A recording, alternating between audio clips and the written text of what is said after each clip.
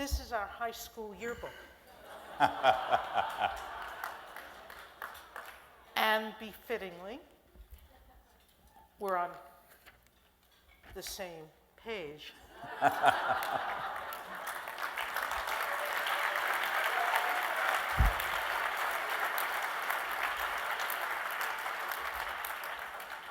We've changed a little bit, you know that. I have changed. No, we both.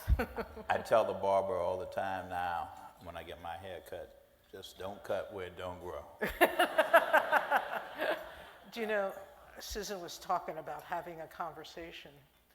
Ted and I have followed each other's careers for decades, but we had a chance to actually start talking again as friends shortly after my nomination to the Second Circuit.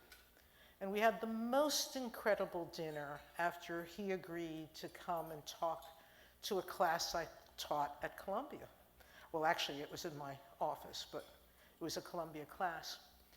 And I looked at him and said, Ted, did you ever imagine where we would be at this point in our lives?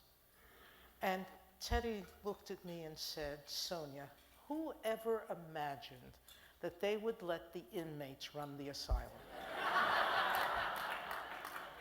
And Sonia loves that story. I do, because it's so true. I tell kids all the time that although I knew about the Supreme Court, probably starting in high school, that there was no way to imagine, given the background that I had and you had, that that's where I would end up on this court. And for you, did you know you wanted to be a lawyer back then? Oh yes, I had figured that out somewhere either before or during high school. Let me first say something I need to say, which is that if you haven't read this book, read this book. The justice hasn't asked me to do this, and she isn't, the book's done very well, thank you.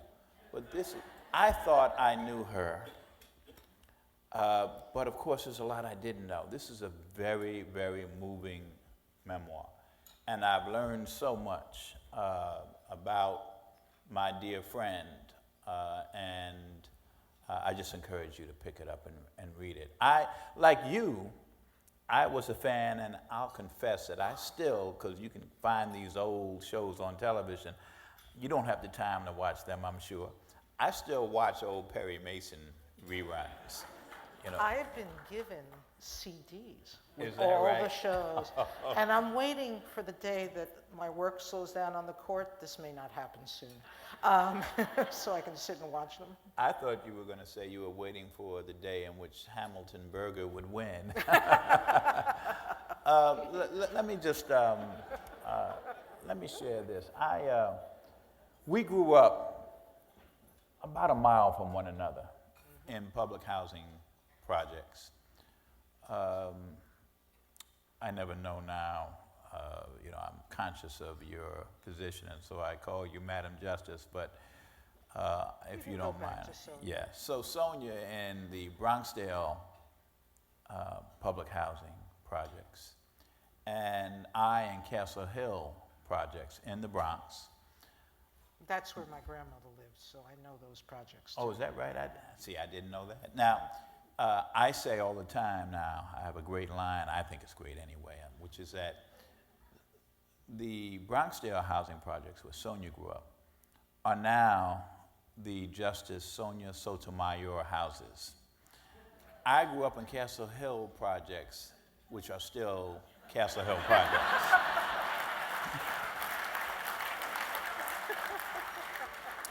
But one of the things I've been thinking about is that while there's commonality in our experiences, we both went to Catholic schools for 12 years. Mm-hmm. And I have said often that Catholic school education, if you understand what the options were in the Bronx or in Harlem or parts of New York City, Catholic school education was both my salvation and my damnation. It was my salvation because the education I got was a very good education. It was my damnation because once you get those nuns in your head, you never get them out.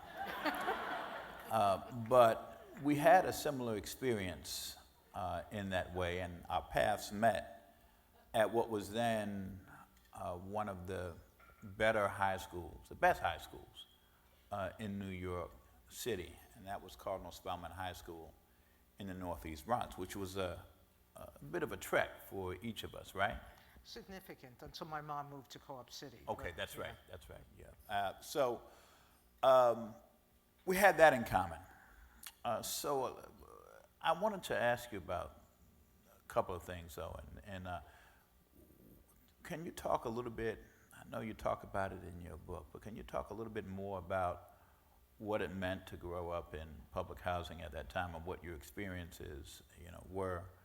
I had two sets of friends, the people I grew up with and the people I went to school with. There was not much overlap. There wasn't. It was very much two different worlds.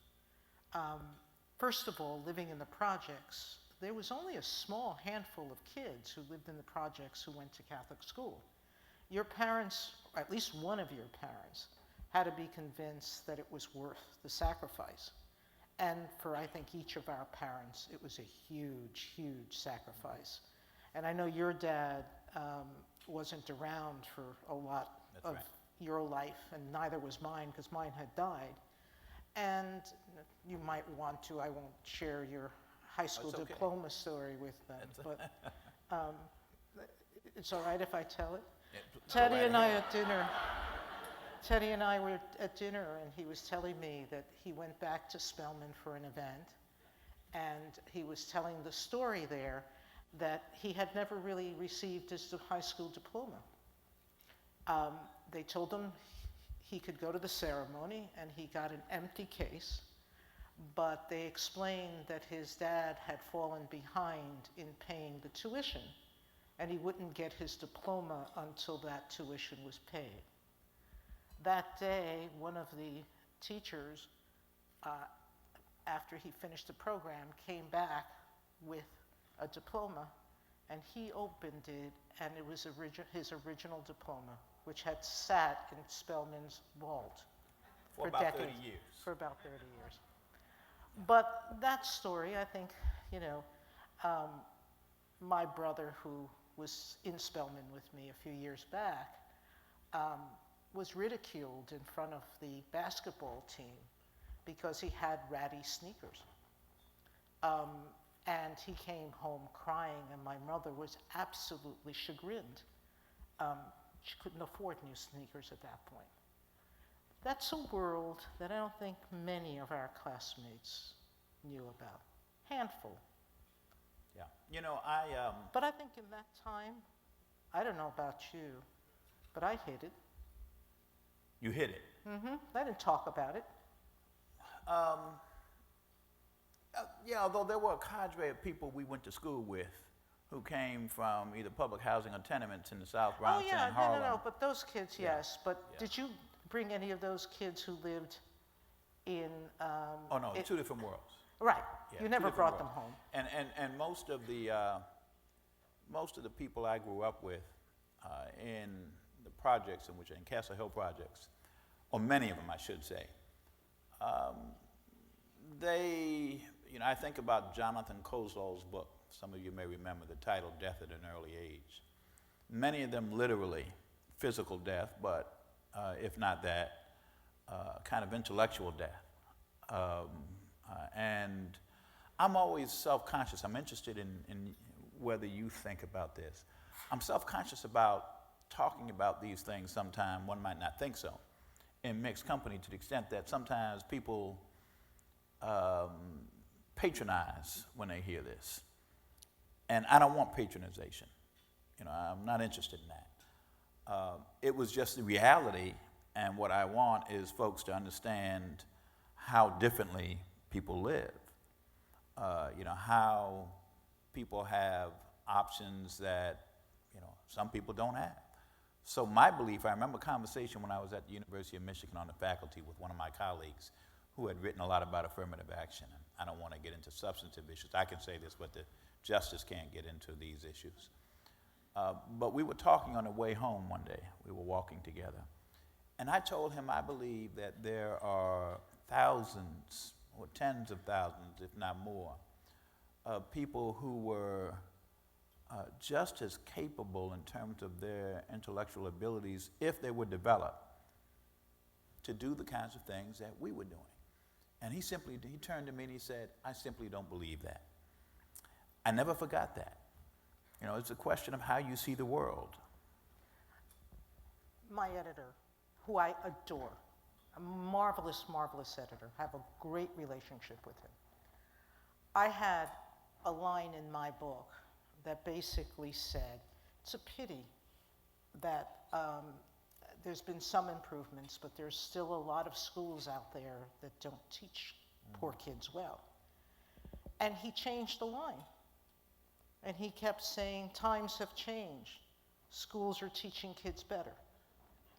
We fought and fought because he insisted that the world I was describing didn't exist today.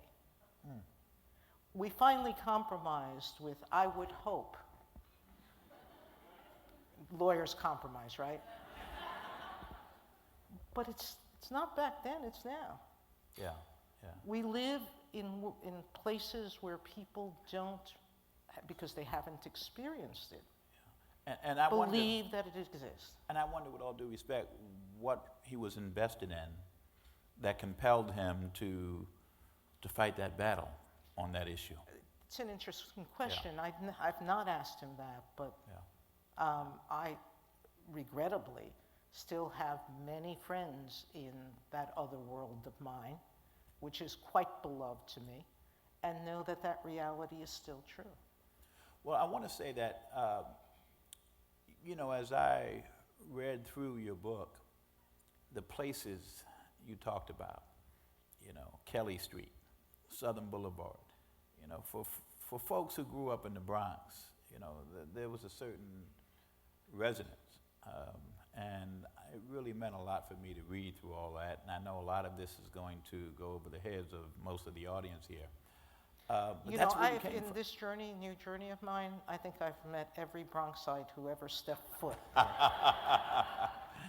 Well, and there's one other thing I want to say, and I don't want you to comment on this for obvious reasons. There was a case that was in the Supreme Court. Well, bear with me for a minute. There was a case that was in the Supreme Court a few years ago that raised the question of whether evictions from public housing because of a family member who used drugs, whether that was constitutional. You know, you had the phenomenon of, you know, some grandmother who had a grandchild living with her, you know, and the child gets busted with weed, and then the grandmother gets kicked out. That case upheld those evictions. Nobody on the Supreme Court up until that time and after, until you, grew up in public housing. Whatever you think about the merits, someone who has that experience brings another perspective. And, you know, the question I ask is, if you think about the rationale, usually it's that you're living on public supported housing and public policy, and, you know, we could talk about drug policy, et cetera. But, you know, I now live in a privately owned house. The bank really owns it, but I'm paying the mortgage. And it is subsidized indirectly through my tax deduction that I get, and we all as homeowners get. That may change, but the point is this. If somebody in our family gets caught with weed, we don't get kicked out of our houses. So I just wanted to talk about and mention, you know, the value of people from different experiences, which of course was an issue that came up during the nomination. Could you talk a little bit though about when you decided that, or saw it as possible, I know when it is because I read it and we talked about it, but where did this idea of being a judge came from? You know, you were at the top of our class. I was somewhere else. Not bad, but not at the top of the class. When did this come to you? Well, in a really childlike way. It was from Perry Mason. And it was a moment in the show where Perry Mason turned to the judge after another witness broke down and admitted to committing the crime. I did it. I had to do it. And I got to tell you something. I've been a judge now in 22 years, and I've never seen a transcript where that has happened. At any rate, it's not going to occur, guys. I remember Perry turning to the judge, who throughout the show would sustain or overrule objections, and I didn't pay that much attention to the judge. But in that moment, Perry turned to the judge and said, "Your Honor, I move to dismiss the charges against my client and release him from bail." And I had sort of my own personal epiphany, which was, Perry did all the work, but the guy who made the final decision was that judge. And I thought to myself, I want to be that guy. See, that's the difference between you and me. I wanted to be Perry Mason. She wanted to be the judge. Well, no, but it's interesting, and I think you're right. As I grew older, and this was about 10 years old, as I grew older and I got to high school, and as you may know, I got involved in the debate club and forensics because I was training to be a lawyer, and student government and all that other stuff that I did. I had a growing sense of the importance of law in human relations, that what law was a way of our society dealing with each other. All these competing interests that we have as a society have to be regulated in some form. Now, we have other parameters that help regulate human relationships. Religion does, morality does, family, community in smaller and larger senses. But the law gives a framework. And watching the civil rights movement, and we were really at the tail end of it, but I watched it, and I watched it with admiration and with a great deal of hope about what the law meant for America and how important it was in ensuring, I actually believe in our equality and the rule of law and the sense of its fairness and about justice. In many ways, I'm pretty naive even to this day. I believe it. And I guess I sense I'm in an audience where all of you wouldn't be doing everything you're doing unless you believed it too. And so,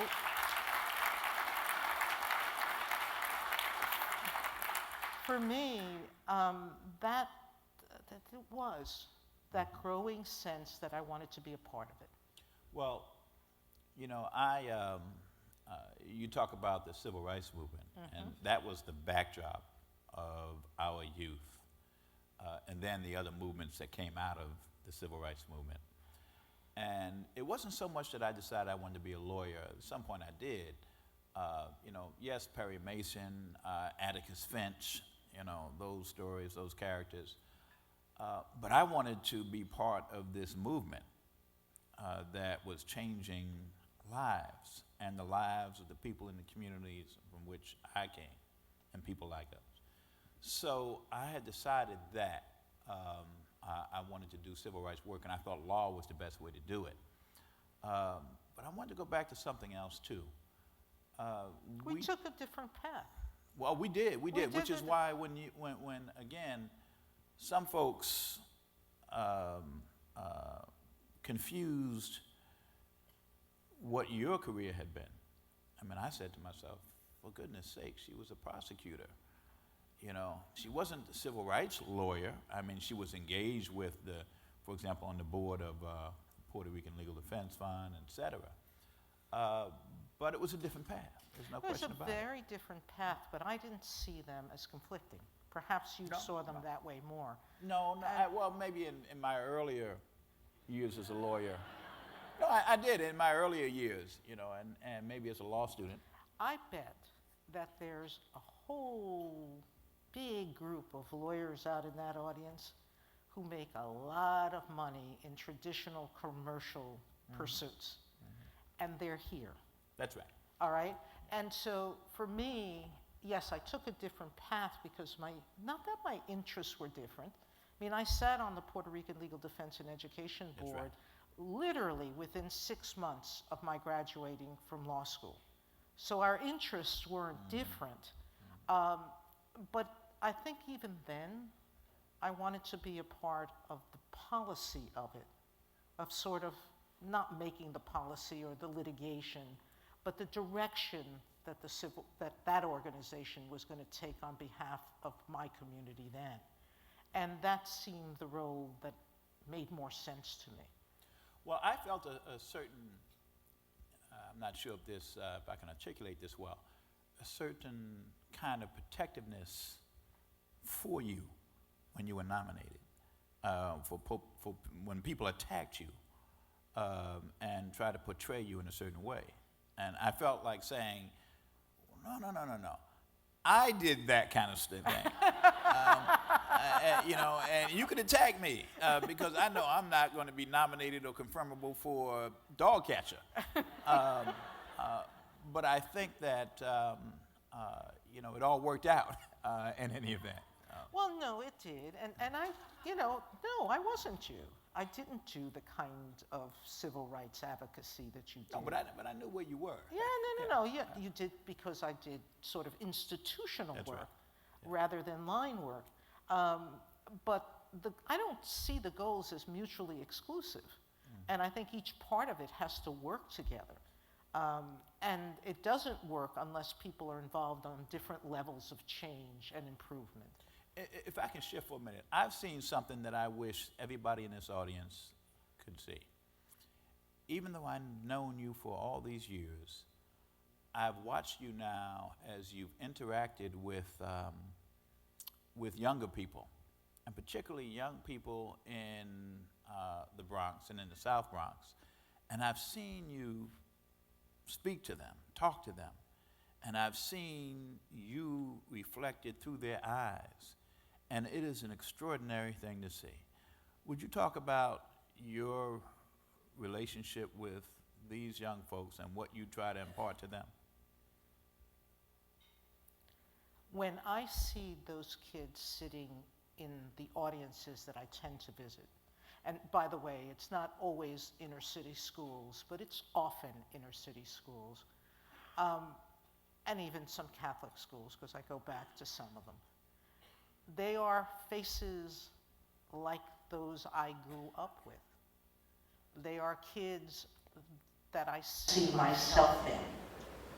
And what I try to do as I'm looking at them, I try to sit where they're sitting and look at myself through their eyes.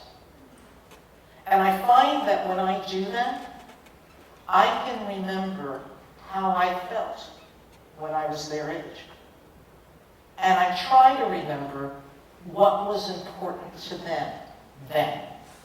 Because we all assume that when we speak to kids, that they're looking for us to impart wisdom on everything. The reality is that's not true. We grow into stages in which some things make sense to us and others don't. And I try with each group of kids to have a sense of what's important to them. What is it that they have fears about, concerns about, anxieties about, and to talk to them openly about that. Because I know, growing up in the world I did, how strange everything seemed at every single moment. You know, I don't know um, when you first went to an apartment outside the projects? You know, you asked that, or you raised that question, and there's some things that only people who grew up in public housing say. So we would. Projects are public housing. Well, they are, but what I was thinking about was we used to refer to people who didn't live in the projects as living in the private houses. Right. And we thought that everybody who lived in those houses, they were wealthy. Of course, that wasn't true. Obviously, but it wasn't true. Right. I mean, that's Yeah. what we thought. Yeah. You know, it took my getting out of my public housing to go visit a young friend of mine. This was like 5th or 6th grade. Her parents removed her from our Blessed Sacrament neighborhood to a more ritzy private area further north in the Bronx. And she invited me to visit one weekend and wanted me to ride bikes with her. And you couldn't ride a bike in the projects. And so her father taught me how to ride a bike. And you really don't forget how to ride a bike once you do it. And to be clear, when you say you couldn't ride a bike in the projects, it's not that nobody did it? Oh, no, but I was a little bit too. Right. I mean, what would happen is that some bigger kid would come along and say, Steal it. let me hold your bike for you. And that would be the last time you My did it. book describes my poor brother got beat up all the time. And everything he owned was stolen from him. And I did a lot of his fights for him. But I couldn't be with him all the time. So,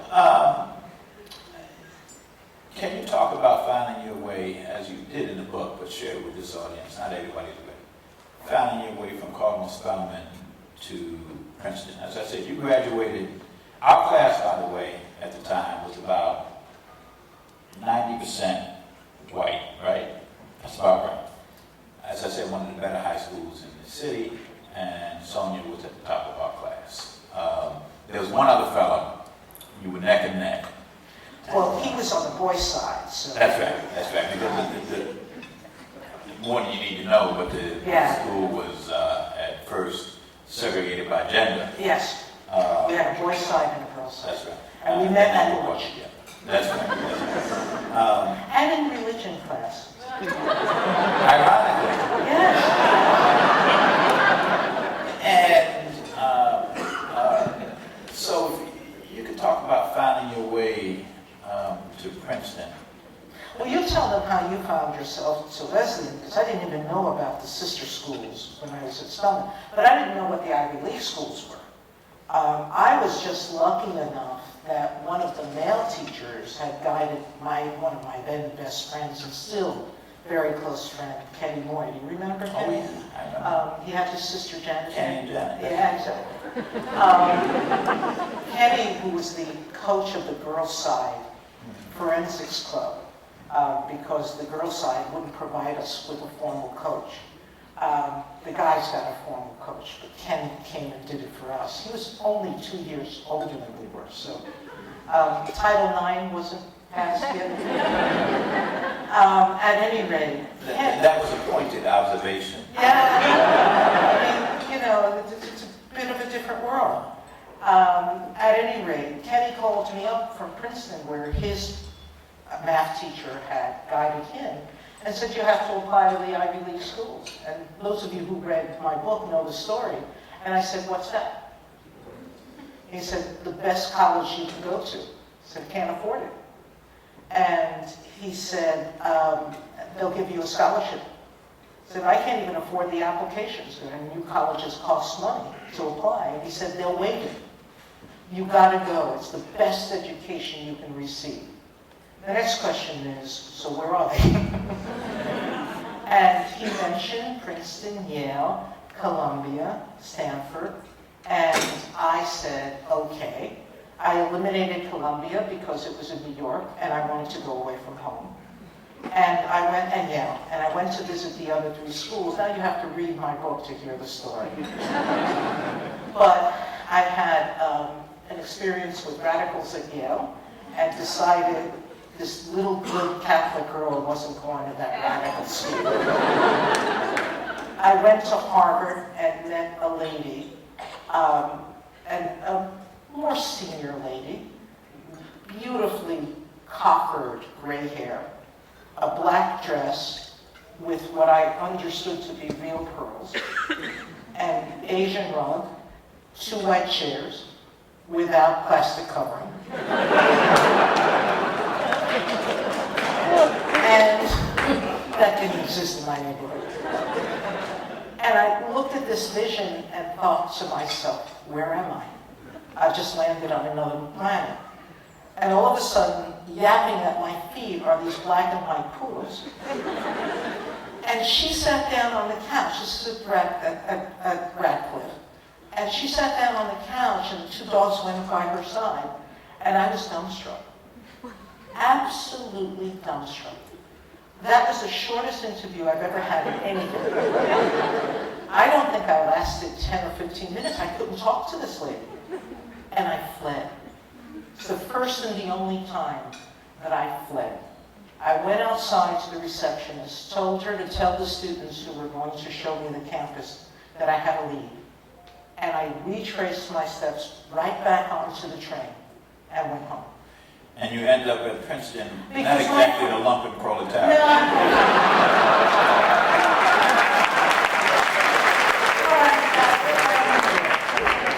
I had a friend, he was a hippie, he had grown in like 6 months. He had grown his hair down to his waist. Now he's a little older than I am next week, and he's growing his hair back. I think he's going backwards in life, but at any rate, Kenny was a hippie, and the people I met through him were very laid back, and they made me feel very welcomed, and so I said, I'll go to that place, it doesn't look too bad. So one of the things that I think about a lot these days, as comfortable as you can be in making an observation, because frankly, a lot of these issues aren't legally cognizable right now. So I think about class mobility. The experiences that we had. We could say a lot more about how those opportunities came to us, and you've talked about it in your book. But America, and I'm not only talking about for people of color, I'm talking about in general, we're losing class mobility. I'm so conscious of that across the board. And I think some of the answers... Well, that pose. Yeah. With the rising cost of education, there's a lot more of kids, and I'm not talking just of kids of our background. I'm talking about kids across the spectrum who no longer have the hope of attending the schools we did. And so that's certainly affecting mobility. Yes. And the fact that you went to Columbia and I went to Yale has a lot to do with the possibilities that we have in our employment opportunities. And I think that's changing dramatically. But you're right, it's not the same. Yeah.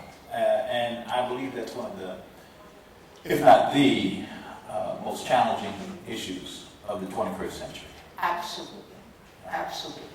And for the country, because as the wealth difference grows, we're going to, I suspect, have many of the problems that many other countries have, and unrest that many of the other countries have. So I've asked you from time to time a question that really is, it doesn't capture what I'm trying to get at. I've asked you the question about are you having fun, but that's the wrong word. That's the wrong description. You come to what you do with a great deal of sobriety. It's challenging, but maybe can you talk about how you feel about the work you do, how you negotiate this great weight that's on you? Is it you have a passion for it and a love for it, but what's it like? It was much tougher at the very beginning. Being wrestled from a job I loved in a city that I grew up in and adore, And for my life, I was perfectly consenting. And thrown into Washington, D.C. was like somebody throwing cold water on me. It was tough. The transition for me into this new world that becomes the life of a Supreme Court justice is not easy. The public attention on every word you say, the sort of public deference that you're paid. It's sort of strange to say that people stop treating you like a person. And that becomes very hard for somebody like me who really likes people and wants to have living room conversations that are not reported on Twitter, that are not reported on Facebook, that are not sent out to the world. One of my second summers home, I'm outside my apartment walking to a store, talking to a friend who had come to help me with a barbecue about how to cook whatever we were planning to cook. And on the internet the next day, Justice Sotomayor is seen walking with a friend arguing about how to cook chicken. Why do you care? Why does anybody care? But it is the capacity of this life. It's one of the reasons I actually started to write my book, because I needed a way to escape from this public fishbowl and this massive change that had occurred to me. And the book became a way, really, for almost 3 summers, of stepping back from this world and back into the world I had just left. And holding on to my memories and holding on to the things that, the values and the people and the places that have been important to me. I didn't want to lose them. And so it was a way of memorializing them in the book and sort of detaching me from the great weight that I felt on myself. It is hard to make the decisions we make. People think that the questions are easy for them if you believe that the answer is clear to your preference of what's right. But the reality is that, to me, as a justice, it's not what's right, it's what I think the law requires. You know, the other day I was asked how come I can't separate myself from in my recent dissent that you know about, from my life experiences. And I said to the person questioning me, it's easy when precedent supports you. You know? I mean,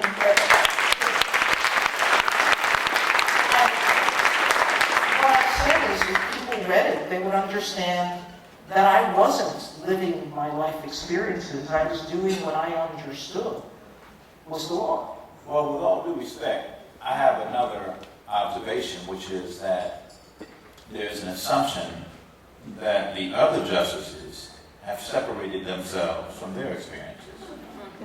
And I question that assumption. Well, that's for me to say. I'm not asking you to comment on that. That's an observation that I'll make. Well, but you know, the reality is that I don't think there's many human beings who know when their experiences are influencing them. Well, I think that's right. I think that's right. Now, you know, but I think justices and judges ought to strive to rise above their own experiences, or at least to recognize them when they're in play. Well, I'm going to give you a prime example, because it is unconscious of me. And I can do it because it happens publicly. In a recent case that everybody here will probably know about, one of my colleagues asked, who owns 2 cell phones? Why would anybody? All right? Now, in a room full of government lawyers, each one of them who has 2 cell phones? But my point is that that issue was remedied very quickly, okay? And that misimpression was. But that's the kind of simple example, really not controversial, about how our own life experiences can influence you without you even knowing and not recognizing. And you're right, we should rise above it. But in sort of my own pandering to the importance of diversity, and I don't mean just ethnic and gender diversity, I mean life experience diversity. That's why it's important to have people with different life experiences, not just based on that two criteria, but their backgrounds in law, their backgrounds in career, their backgrounds in everything on the bench, and especially on a court like the Supreme Court, because we have to sort of correct each other for misimpressions. We are pretty much out of time. One other question I'd like you to speak to. There are a lot of law students in this room, and young lawyers. I don't know how many of them harbor ambitions with respect to being on the bench, even perhaps on the Supreme Court. And there's the issue of playing it safe, not standing for anything controversial, etc. What would you tell these young folks? What Judge Nancy Gertzberg says in her book. Nancy, where are you? All right.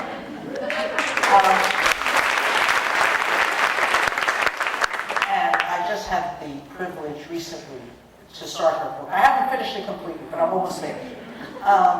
And she has had a civil rights background that probably, Ted, I hear you. oh, she wouldn't be less than a dog catcher.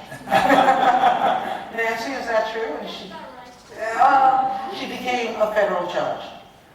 I think that the answer to everything in life is to remain true to yourself. First of all, you have to hope that you've developed values of integrity, of honesty, of willingness to give and not take, that I think are important in life generally, not just to lawyers, but to people. So long as you keep those values in mind as you practice, and you sense that you practice in ways in which you see the profession the way I do, which is a profession of giving, of serving, of helping, that if you keep that in the forefront, then it doesn't really matter, does it, whether you get to the Supreme Court or not? Because hopefully you'll be choosing work that you like, and you'll like yourself in doing it. And I really do think that's much more important. And if you do it, and you do it well, because that's the prerequisite to, I think, any success in life, you have to hope, the way Nancy and I did, that you'll be noticed someday and you'll have this opportunity of being struck by lightning. And it is being struck by lightning, and I was fortunate. Well, the nation's fortunate. I am so proud.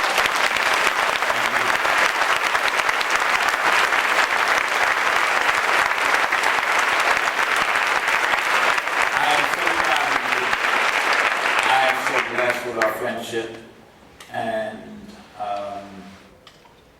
thank you. Thank you.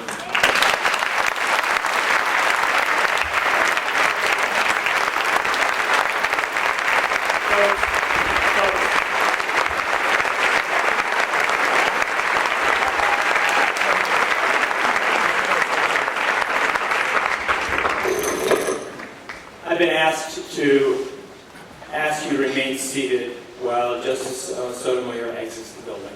Before she exits the building, thank you, Justice Sotomayor, Professor Shaw, for starting off this convention with such inspiration, for really giving us the privilege of sitting in on this living room conversation.